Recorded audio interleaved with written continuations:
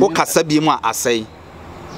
Me kasa ho sisi asɛe. Asɛe. Ɛne ayi mi sika mam na me nkɔi. Da bi wa fax awie. Udidi a asɛe. E ma refi. Me didi sɛsɛe. O kɔ no, ukodidi a asɛe.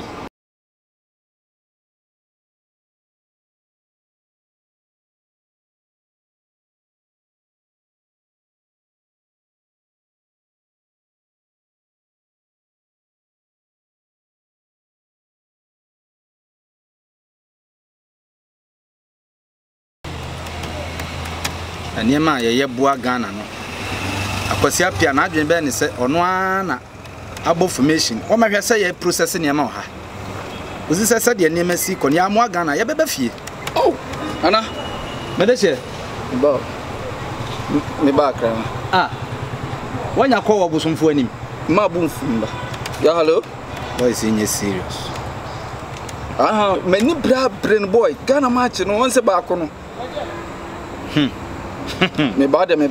duru ba bi a me ye ho adwuma nti o me ba isia ma me no bi nkasa isia mba wa ana mereche akwaba nana na ne mem tesai bibi ekoso bate nye boko woni mu kra nya me fe ade na de na me de asem a obi age usika aduane ni mu nya ofese me ho tan na aye nwonwunan se kanti madam ne kwantra yira no me hu yiye ada de asem a ebusua pressure go so ana pressure we kra de abu me ko na ada yi Ghana match na omu bebo no ada nana na ye wo fufuo na anom ho kwan toa so Ghana match na ebo no na ba ko no ase me kutwa double chance oh my bet yi bi my bet ni twa ukotwa bi me twa double chance ni me gina ho ana ebisa ka chere me se menye Ghana win ana me say bet no ana me ye no win na double chance na to inti we no ma ja ase me hunu de menye ana me say o se me ba na ase ahun se wi ase sabie buru sabie nya adom panyimfo se akokɔ be woni no ɛna odi abebesere sabu ya abofra bi a mani di wakire nyene ona nanom epen so ɛna omdo mo ho be hya abosonsom ase ɛna mabo mo ho banya ɛnka ne ya busa onana ye hin onana akua mo no busa ne sa yale be na na wo mabusuam na ye twere ɛyɛ me ɛna madi ama mo aba besi ne entinkeni kwasa wotena se memfofo da na okwaye anya bia wo de wo chitafo wo do bebo chidom ade na wa ama edi nkan wa ama na ti de me kan want ase me ko ho me ko my bet wo na nkasa bantima de na bosan no soro na brantie bi gina ho a wo no ye no ho predictions say we dey face match me de share secret wo mu ne say Ghana match no edi nkan first one me ka kire akosi apia say o mehu me na me nya akwankire ma no e no no ka kire me say tumi ekura no obetimi di awene e na me ka kire say obewene ama ya hwe e na me ma wo mu board draw anti nana me na me mo board draw nana wo na ma me sika ne shi mu ewiase yese fade ani die se no fade fata no fama no second one na me fram say akwasi o ya na wani atra wani nton branana no wanim na sabia buru sabia nya do the internet confirm me monwura honhom na me ma score line o ka kire me say me tumi no onyime honhom nni enam saka kwasi wo say challenge me kona me nhwe enam wasa ko draw afei na wa frame second one so say ayo second me na me ma Ghana for board draw me na me ma Ghana board draw anti a wo ye ndɛ na mo board draw ye eno ye eye madwuma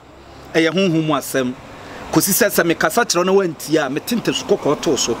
na me tito so nso a omfa ho nni enti afei na wabehume akwasi aba behume wo ba ye kura wo ba ikura no ena na me process no to ne na chate ana me ne amotia no na chate asese me beje win ama Ghana afei na me beje win sanka wa ma anka mo sa bodro na mo be ena sima wie enti no wo kura de wa ye lucky ma send link no me hwese ebefa ma send link na ma motia no enti omo de score line e bre me na me hunu de me ka kira kwasi apia wa fra me sesi akura wo pe score line unim place when un kanche mu nyum say de da you mu no obu 90 ball no ankasa no efri baabi efiri baby say me no me wura honhom ball nya ball na ball ne ye ball moloba ball ne nya ball na ede onana ma wura honhom ahunu baby a problem ne free sese no me ne motia no makasa ya sesa ne ma enti ne ze me twan wo de twan ye nhwe se link no ebeba se gina so sa enti na me bi se enti sese no nka wo pese me ye de ma wo me de sese no me pe correct score ankasa o pe correct score because say wadi ka hwe match ndada ma hwe preview ni nyina wa ha medical match no mo de play mo de anya yi Cameroon de na me ka Guinea de no na me ma hwe match ni nyam wo hwe ma hwe mo de se mo de mo hwe last hour na mo hwe o ya hwe ne honhom boza ya hwe ne honhom enti no sese no scoreline no mienu me charge na miska aso kasa I think too much and charge me na miska na timi ma me charge de na mfanto data wo yale ana o bai no de na simanim phone no na simanim ye laptop na laptop no de na de chese wa ba kom so wa ye usual customer nti wo mu ye de me pese wo ti ase ni se won se we no mo ne ayi na ye adwuma na emotia Kevin na ye adwuma nti ubeda to data because we shim no okono aba okay wo kofa no wo champion wo kofa no we ne se wasuma no ye shim suma me suma no tie ma me nkire mo penchirichire mo wo ayakoda bia wa ban me enti no wo bibia pen fifi mo ma me nkire me suma mo mu koto no MTN office no ma koto credit no ebi o ha ma koto ne Tigo ebi o ha ma koto ne Voda ebi o ha ma koto ne Airtel enti minni traffic so no na mama na fa dropping dropping of any say wasem Krachi wonye serious ama menya madwuma na Ghana for na kufa do de adwuma hye bet ni ohia mo de yema bet ni ohia enti no scoreline na betu either set 3-1 and 2-1 na so na de aseme na ake ene se match no ahwe mahwe match e de na be either set 2-2 na say oh mahwe ese match no ahwe na wo hwe match na ka betima ka chem say be 3-2 be 2-1 da bitie wonim de ntia match na anka say 2-1 and sports highlight no 3-1 highlights na na say highlights in score line bibia timi sesa say highlights no e preview omo boy bibiti obitimi fa kire be bohye mahwe obetu atua na mahwe why ensuro ni timi ntua say we dey 200 Ghana why first half and a goal no so beba first half goals ni nyina beba timi 200 Ghana enti de na me fa score line de na me fa because me fa score highlight ne fa titwane mienu why titwane mienu mi se mi twa ma bet wa ha mi twa se mi wo twa ne ha wo twa me 200 wa na wakwa twa no of nti wudi a me mo meje ne ha ba kwa je ne ho mi ni kan twa no wa ha ba na mi di a me magiska no so wa ha na wo na kwan be na afa so nya score line eno ne me madwuma me workmanship no why nti 200 Ghana 2-1 ye 200 Ghana 3-1 nso ye 200 Ghana 400 ya mame 2-2 scores ni nyina me penimienu nyina bi wan twa ba ko wujam ba ko nso a me yire nyam tu de me penimienu nyina o penimienu nice one because wujam ba ko kra na score line no ebetimi ababa bedi you know sports highlight ni enti na yeso wutwa ne mienu no why o kan omo amoma loto numbers bebrebe no omo frefre na em fa pressure kan kwase asem me to no mo be mabosif me tetemo ni wo good mood ya mam na men kai to so pe 2-1 ne 3-1 me nyina kan fra mam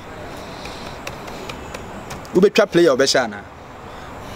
nka ho na be sha mam ho na be sha dede be sha ba ko asamoja be sha ba da bi hey nana jai samoja o mobi obo samoja o mobi what about 5 minutes na match o mobi nsu so be segu obo 5 say I am a reserve player obo 5 so wanyini okay mate okọ retire ntia obo 5 but obo be shego we send the charges bi anim say asamoja be send the schedule asamoja be she 1 million 100 Ghana why asamoja be she 1 million nti nyina 5 million the whole kan nyina no ensia e die na bisi say the whole kan nyina no sa mamu a menya ode aso ama me machine kakra mi busa wo say amamu amenyo ode because wo gimi sika ansa no wa ya ade na mami amamu amenyo ode ye wo ye dia so person threaten me threaten okay fine ma me nso me musa wasem kama wo no obi di agro na se bia wo ju sika na se e bia wo de kama me mfa ne se nipa no e bia wo hye wo bo na se bia wo de mfa se kama se e bia se ebo no hye wo na se bia wo hye wo nkom bi kama mamu a na wa ju sika dia eno no kama wo bende me keka no me wo JHS kra no akwa bi ha mewe ne hwene progu nani ene e be ya hyase ewe me e be boa hyase ewe me na se entina me busa wo se amamu a menya wo dei eno na me nso me pese wo ti ase 32 no ene 21 ne mienu no asamo gya abehye na amamu a menya wo dei ena me pese me o de ye ma bɔ ne nwie se bɔ ne wie na amamu a ne se wo so ahwe ma ache no mahwe sa ne me de mahwe me de ebebam no ntinam se ebebam no na sa wo na wa ma hu kakra bɔ me wo de ma ehu se da bi se asa wo punches no asa wo tretem asa wo punches na no den me menya strong man oh when you strong man I mean but asa wo ya abo medical wo de tobo ase me mo bɔ ne nwie ye bɔ wie na obi a nhya wo de fan me fan se kama me do sika be ma medical said you say kadi yetua ene said you nipa bibre de ka wokroim men kasa maso o wen ne de ye fa me na mama mahwe o ya makumechi david mahwe ma che no no comfort colleague mia ade wo be madana ase kasa nchire se wa mia mahwe ma che no na ma che ne pa maso anana ska wuji die oh wafa abeba so ntu de you say kura wutu because me obi anu a wadim sika afa no wadi da ofa kunyan ya bre wo ba fa wiase bra oh wallahi sika ba kwa mbetua fa send me mobile money wa mpacha o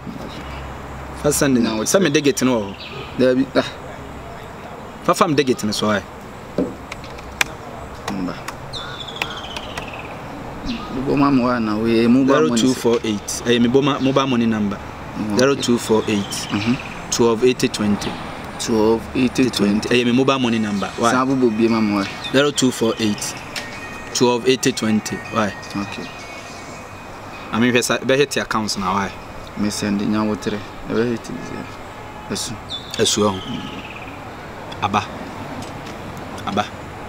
and 2 years save why who be trust who could trust say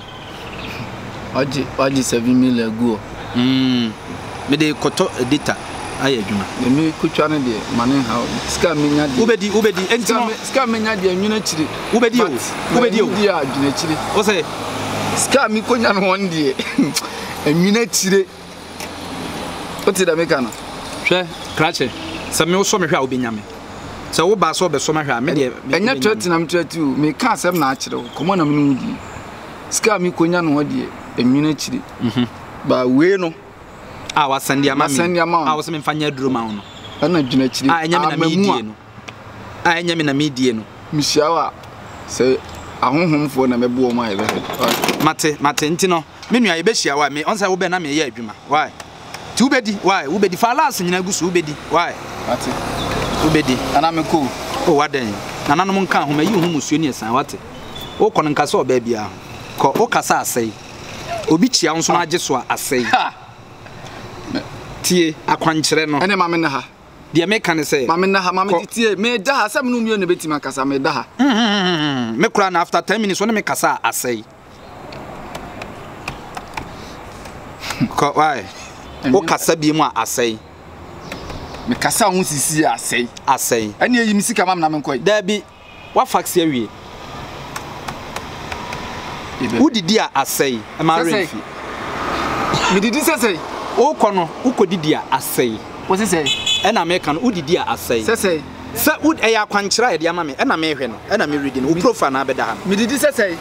o kono se ukodidi akwankyere no asai ga na ntimi hwe o re yimsika mam na me oh ba bia afidi na wa wu fansa wura mu ai